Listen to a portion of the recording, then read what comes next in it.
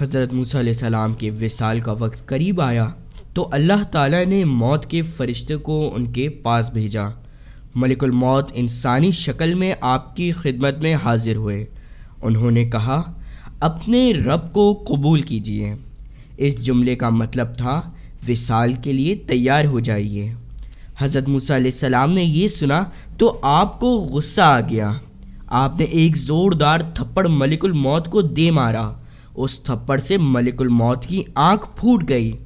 وہ اللہ تعالیٰ کی خدمت میں حاضر ہوئے اور عرض کرنے لگے، اے باری تعالیٰ، آپ نے مجھے اپنے ایک ایسے بندے کے پاس بھیج دیا جو مرنے کے لیے تیار نہیں۔ اس نے تو میری آنکھ پھوڑ دی۔ اس پر اللہ تعالیٰ نے ان کی آنکھ صحیح کر دی اور پھر فرمایا، میرے بندے کے پاس واپس جاؤ اور اس سے پوچھو، کیا آپ مزید زندگی چاہتے ہیں؟ اگر مزید زندگی چاہتے ہیں تو اپنا ایک ہاتھ ایک بیل کی کمر پر رکھ دیں۔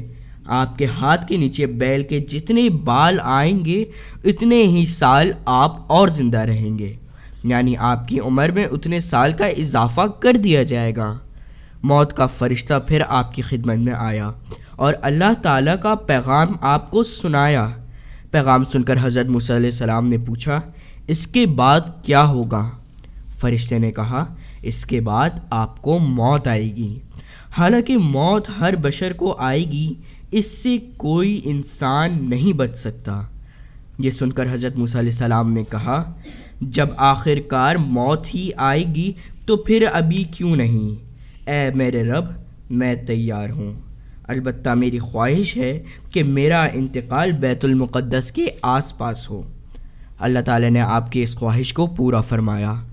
اس موقع پر آپ صلی اللہ علیہ وسلم نے ارشاد فرمایا، اگر میں وہاں ہوتا تو تمہیں ان کی قبر دکھاتا جو راستے کے ایک طرف ٹیلے کے پاس واقع ہے۔